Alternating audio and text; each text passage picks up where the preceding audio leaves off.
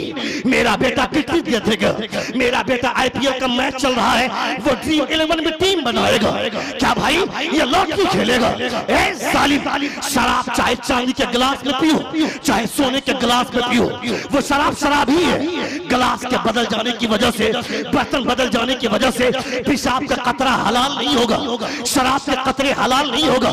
चाहे वो लॉटरी की सूरत में जुआ खेलो, चाहे ताश के पत्तों की सूरत में जुआ खेलो, चाहे वो सलमान खान, वो भिखारी, वो सलमान खान बॉलीवुड का एक आवारा आदमी वो यूपी पे लूडो खेलने की बात करता है, ये सब ट्रेंड चलाया जा रहा है।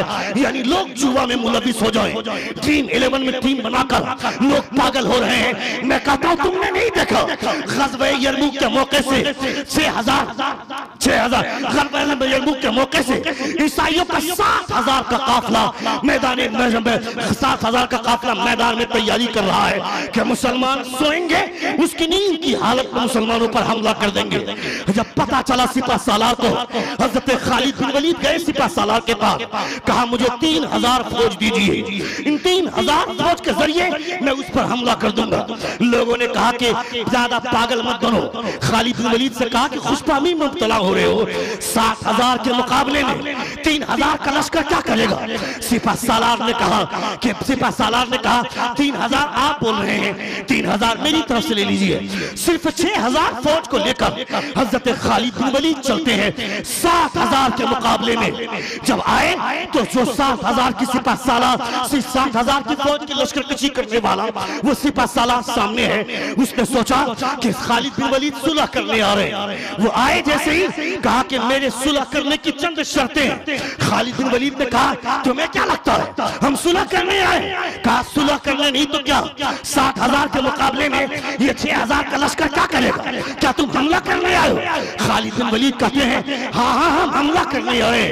सिपा सालार बोलता है इतना आसान है क्या? मुझे जंग करने पर मजबूर मत करना, कहीं ऐसा ना हो कि आने वाले दौर में लोग मुझे गालियां दे कि 7000 का लश्कर लेकर 6000 के मुकाबले के लिए तैयार हो गया और 6000 के मुकाबले में 7000 के सालार, 7000 के फौज के लश्कर कशी कर रहा है। खालिद बिन वलीद ने कहा तुम्हें क्या लगता है हम तादाद की बुनियाद पर लड़ते हैं क्या? तुम्हें क्या लगता है हम अपनी तलवार की बुनियाद पर जीतते हैं क्या?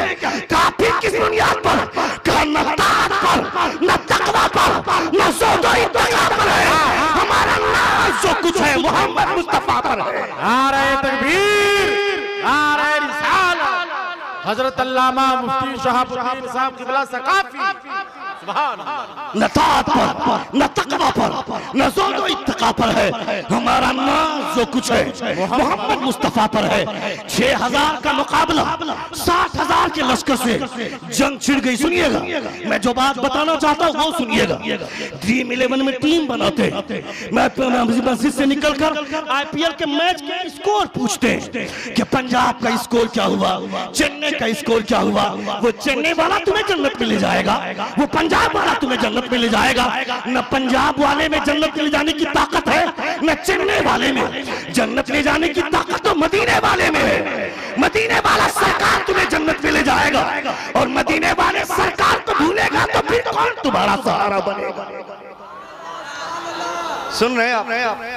सुन रहे? तो मजमे से नारा कभी कभी लगना चाहिए कि नहीं लगना चाहिए? वाह अल्लाह वाह या रसूल अल्लाह, जिंदाबाद जिंदाबाद जिंदाबाद। 6000 का मुकाबला 70,000 के लश्कर से, 70,000 के लश्कर से घमासान जंग हो रही है। अचानक हज़रत खालिद बिन वलीद घोड़े से नीचे उतर गए, कुछ ढूंढने लगे जमीन में। लोगों ने कहा खालिद ये क्या तमाशा है? 6000 के लश्कर लेकर के आए 70,000 से टकराने के लिए और घोड़े से उतर कर नीचे क्या खोज रहा है? जमीन के नीचे क्या है? हज़रत खालिद बिन वलीद ने कुछ भी नहीं सुना। थोड़ी देर के बाद आप घोड़े पर सवार हुए, आपने ऐसा वार किया है कि 6000 के मुकाबले में 60,000। और तमाशे की बात देखिए, उनमें उस ग़ज़वा यरमूक में सिर्फ 5 मुसलमान शहीद हुए, सिर्फ 5। 60,000 के मुकाबले में 6000 का लश्कर है और सिर्फ 5 मुसलमान शहीद हुए। शाम होते होते वो ईसाइयों की फौज भागी। खालिद बिन वलीद को जीत नसीब हुई। खालिद बिन वलीद से लोगों ने पूछा, मामला अब तक नहीं समझ में आया, तुम्हारी हिम्मत का जवाब नहीं। 6000 का लश्कर लेकर के आते हो 60,000 के मुकाबले में और फिर अचानक घोड़े से नीचे उतर जाते हो, तुम्हें लड़ना चाहिए था। हजरत खालिद बिन वलीद कहते हैं, तुम्हें नहीं मालूम, तुम देखना चाहते हो।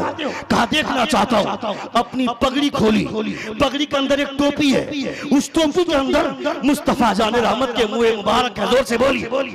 मुस्तफा जान रहमत के बाल शरीफ है। कहा हुजूर उम्रा करने के लिए तशरीफ ले गए थे, इत्तेफाक से उस सफर में मैं भी साथ में था। हुजूर तवाफ करने के बाद, सही करने के बाद बाल उतरवाने के लिए जब मुस्तफा गए थे तो मेरे हिस्से में भी ये एक बाल आया था। मैं उस बाल को अपनी टोपी में छिपा कर रखता हूँ। आज तक खालिद बिन वलीद ने जितनी भी जंगें जीती है ये तलवार की बदौलत नहीं, मुस्तफा के बाल की बरकतें हैं।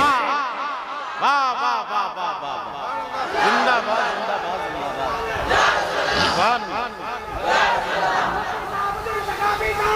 वाह वाह वाह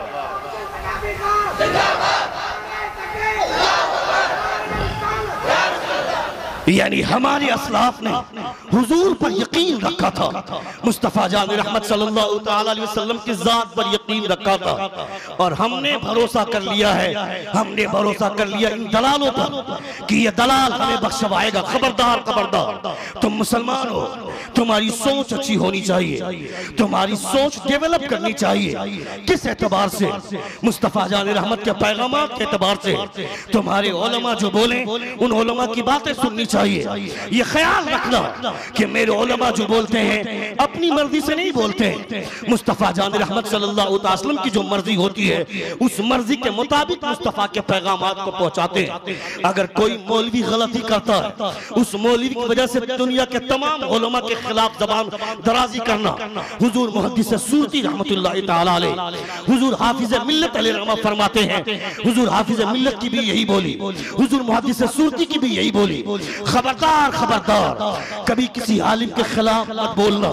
जो आलिम के खिलाफ बोलता है उसे खुदा दुनिया में ही जलील कर देता है, आखिरत में तो रुसवाई मिलेगी, आखिरत दुनिया में भी उसे जलील कर देगा खुदा। हुजूर आला हज़रत क्या फरमाते हैं, सुनिए। हुजूर आला हज़रत फरमाते हैं, खबरदार अपने उलमा के खिलाफ मत बोलना। जो आलिम के खिलाफ बोलता है, जो आलिम का गुस्ताख होता है, उसे आखिरत में जो सजा मिलनी है वो तो मिलेगी, मगर दुनिया में ही उसके लिए 2 बड़ी सजा है। हुजूर आला हज़रत फरमाते हैं दुनिया में ही उसके लिए 2 बड़ी सजा। एक बड़ी सजा ये है कि अल्लाह रब्बुल इज्जत उसके खानदान में कोई आलिम नहीं पैदा करेगा, उसके गुस्ताख होने की वजह से उसके घराने में कोई आलिम नहीं पैदा होने देगा। और दूसरी सजा उसके लिए ये है कि ये अंदेशा है कि उसकी मौत कुफ्र पर हो। ये हुजूर आला हज़रत फरमाते हैं। मैं कहता हूँ जिस इमाम के पीछे नमाज पढ़ने के लिए खड़े हुए, खुदा ने मुझे 7 साल की उम्र, बेटा